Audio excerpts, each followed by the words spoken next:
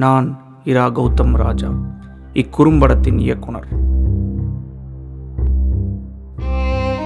மலமள்ளும் தொழிலாளர்கள் மற்றும் அதை ஒழிக்க போராடிய பேஸ்வாடா வில்சன் அவர்களின் வாழ்க்கை வரலாற்றை ஒட்டிய உண்மை சம்பவங்கள் தழுவிய பெருந்திரைக்காக உருவாக்கப்பட்ட கதை த நைட் சாயில்.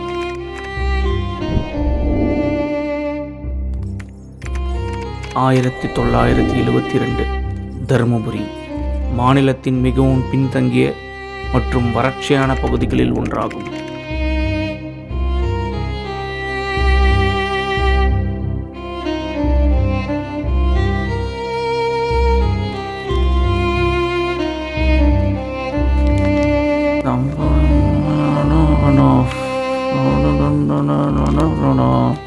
என்னப்பா வில்சா, போன கறி என்னாச்சு? அரசாங்க ஆஃபீஸில் போய் படித்த படிப்புக்கு எதாவது வேலை கொடுங்கன்னு கேட்டால் அங்கே போனால் என் ஜாதிக்கு தான் வேலை இருக்குன்றாங்க, பிறந்த பிறப்புக்கு தான் வேலை இருக்குன்னு சொல்கிறாங்க. என்ன பண்ணுறது? நம்ம ஆளுகள்ட்டையும் நான் கேட்டு பார்த்தேன், இந்த வேலையை விட்டுருங்க, வேணான்னு. ஆனால் முடியாது அப்படின்றாங்க. நல்லா நைட்டு ஃபுல்லாக குடிச்சிட்டு அடுத்த நாள் காலையில் திரும்ப அந்த வேலையை தான் செஞ்சு தொலைகிறாங்க. வயிற்று பொழப்புக்கு என்னப்பா பண்ணுறது? ஏன் அந்த மைனர் மட்டும் நான் வயிற்று பொழப்புக்கு கக்குசா கழுவுறான்? ஏன்பா நீ, அதெல்லாம் வாய்ப்பு இருக்குப்பா.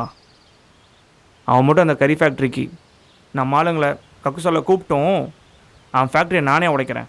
அவன் கூட பெரிய பெரிய அதிகாரிகள்லாம் இருக்காங்களேப்பா. என்ன பெரிய பெரிய அதிகாரிங்க? அவங்களுக்கு கீழே வேலை பார்க்குறவங்கள தான் அவங்க அதிகாரிங்க. என்னை பொறுத்த வரைக்கும் ஜில்லா கலெக்டர்லேருந்து ஜனாதிபதி வரைக்கும் எவன்லாம் நம்மளோட வரி பணத்தில் சம்பளம் வாங்குறாங்களோ அவங்க எல்லாருக்கும் நாம தான் அதிகாரிங்க. புரிஞ்சுதா? இது தெரியாமல் பேசிக்கிட்டு என்னப்பா பெரிய பெரிய வார்த்தைகள்லாம் பேசிக்கிட்டு? நல்ல தலைவர் வந்தால் எல்லாம் மாறப்போகுது. நல்ல தலைவர்கள், இப்போ இருக்க தலைவர்கள் எப்போ வாக்கரசியல் இறங்கினாங்களோ அப்போவே அவங்களோட கொள்கையெல்லாம் மாசடைஞ்சிருச்சு. அவங்களால சமூக நீதியெல்லாம் முழுசாக காப்பாற்ற முடியாது. வேணா பாரு, இன்னும் 100 வருஷத்துக்கு இந்த சமூக நீதியை நான் தான் காப்பாற்றுவேன், இந்த சமூக நீதியை நான் தான் காப்பாற்றுவேன்னு சொல்லிக்கிட்டே இருப்பாங்களே ஒழிய அவங்களால காப்பாற்றவே முடியாது. கூடிய சீக்கிரமாக நானே ஒரு இயக்கத்தை ஆரம்பிக்க தான் போகிறேன். இங்கே இருக்கிற எல்லாத்தையும் மாற்ற தான் போகிறேன். நமக்கு ஏதாவது வேணும்னா நாம தான் போராடணும்.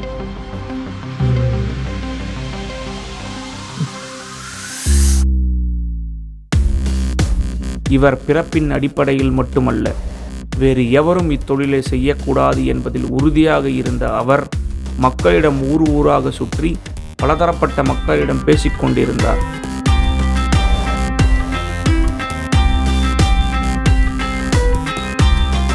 அதை அனைவரும் விட்டுவிட வேண்டும் என்று முனைப்புடன் களத்தில் இறங்கிய காரணம்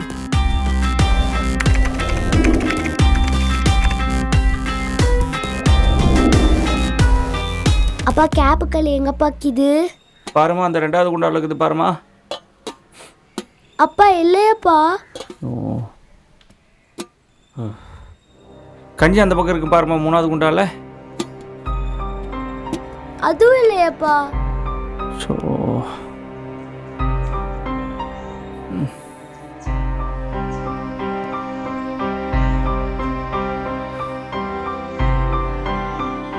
பாப்பா ரொம்ப பசிக்குது, ஒரே ஒரு களி உருண்டை மட்டும் வாங்கித்தாங்க. வாங்கி தரமா?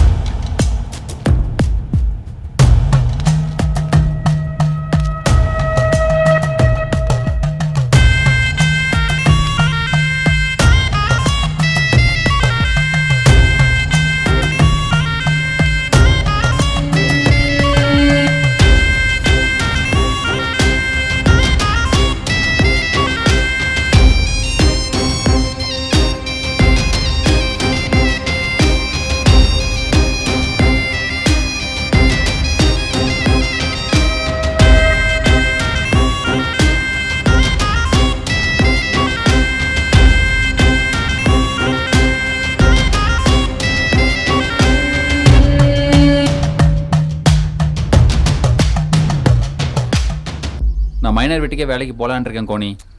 ஏது முனியா, உண்டு முனியா. வில்சன் சொல்கிறது நம்ம நல்லதுக்கு தானே, கொஞ்சம் பொறுமையாக இரு. என் பொண்டாட்டி திட்டுறா கோணி. அவள் பேச்சை கேட்க முடியல. ஏற்கனவே நம்ம ஆளுங்க பல பேர் ஊரை விட்டு போயிட்டானுங்க. நம்மளும் இங்கேருந்து சாகணுமான்னு கேட்குறா.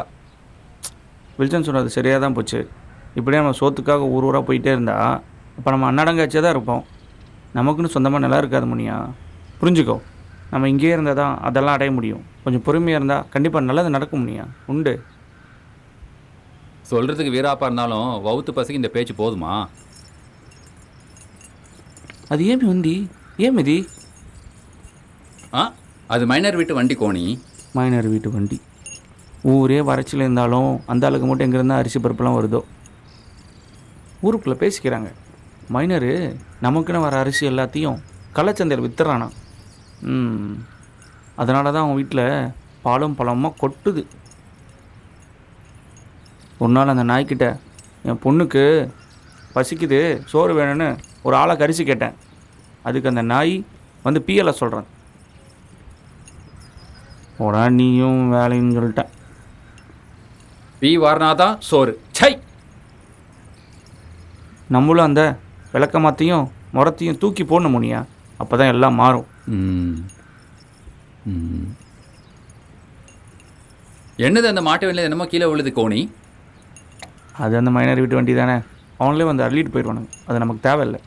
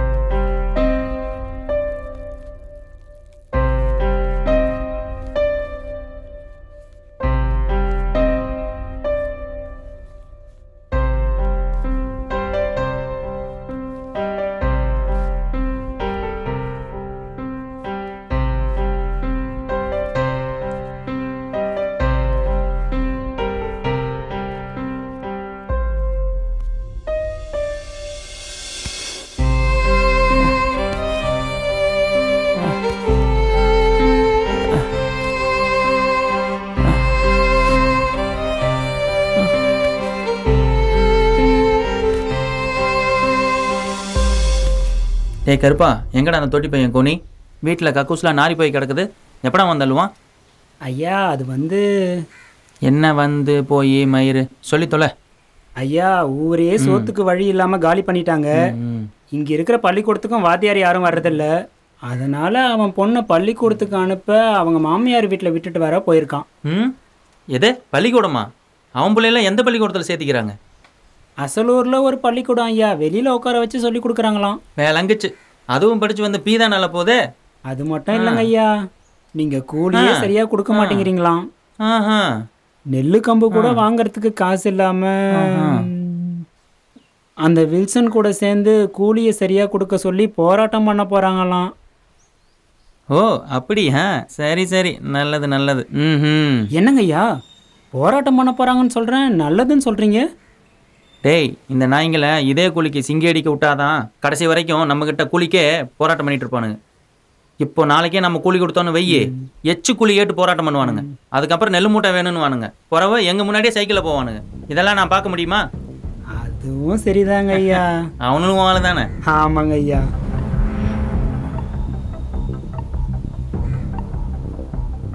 உன்ன மாதிரி ஆள் இருக்கிறனால தான் அவனுக்கு இன்னும் பிஎல்னமா சோத்த தின்னமான்னு இருக்கானுங்க. அந்த கோணி இல்லைன்னா அந்த காளியை வர சொல்லு. அந்த காளி இல்லைன்னா நீ அவன் தானே, நீ போய் அல்லு. கோணி கோணி கோணி, அந்த மைனர் நம்மளை நல்லா ஏமாற்றி விட்டான். நம்ம ஆளுங்க மணி முனி ராக்க இவங்களாம் நெஞ்சு வலி வந்து சாகலையா. அந்த மைனரோட ஃபேக்ட்ரியில் இருக்க பாதட சைக்கிளில் அள்ள போகிறப்போ மூச்சடிச்சு செத்துருக்காங்க. இதை அந்த மைனர் காசு கட்டி ஏமாற்றி நம்மளை பைத்தியக்கார ஆக்கிடுறான். எல்லாம் வருத்தம். இன்னைக்கு செத்தாடாவன்.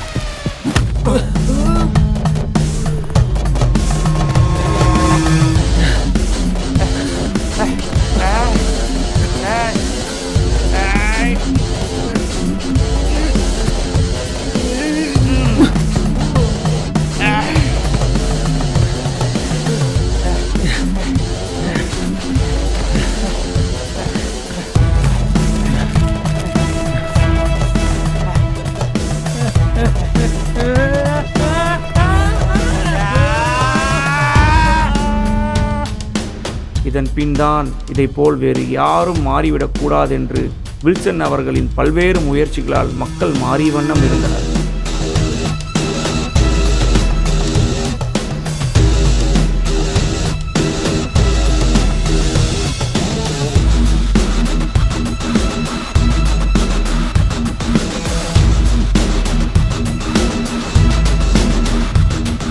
அதில் மிக முக்கிய முயற்சி ஈச் ஒன் டீச் ஒன் எனும் புதிய முயற்சி.